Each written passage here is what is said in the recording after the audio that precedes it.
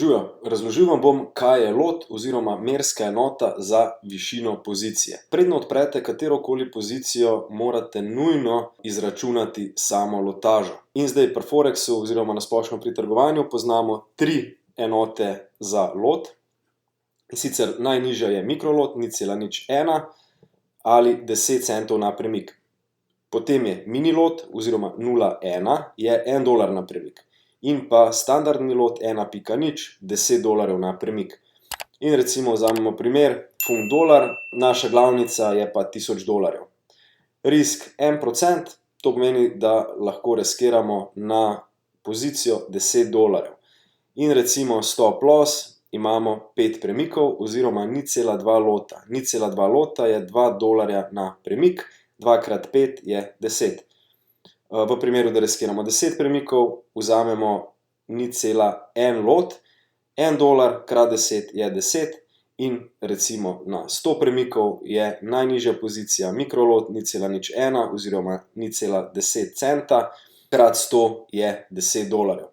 Zdaj za samo izračunavo lotaže poznamo kalkulator, je zamudna stvar, ker je potrebno noter vstaviti ogromno nekih podatkov, veliko traderjev pa računa lotažo peš.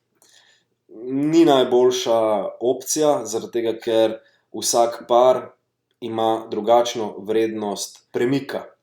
In recimo, da gledamo kot večina, recimo vstopimo v nakup, stop loss damo na 33, za lažji izračun seveda, 33 premikov in naša glavnica je $1000.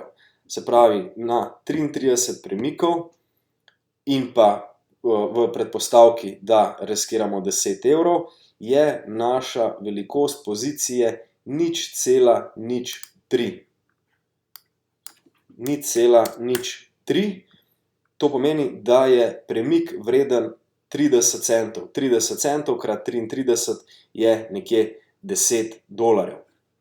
Zdaj, za samo poenostavitev in precej lažje izračunavanje smo pa mi v našem indikatorju vključili avtomatski risk management. In avtomatski risk management nam omogoča, da vidimo takoj 33 premikov in pa izračun lotaže. V našem primeru na račun dobrih $158,000 bi bilo to 4,8 lota. In enako velja za ostale pare. Zmerimo risk, recimo želimo ga imeti 14,1 premik in to je v našem primeru 11,26 lota. Vse je precej lažje in hitreje, sploh pa za traderje, ki trgujejo na nižjih časovnih intervalih, kjer je potrebno hitro reagirati, hitro vstopati v trade, hitro izstopati in ga menedžirati, za njih pride avtomatski risk management zelo prav.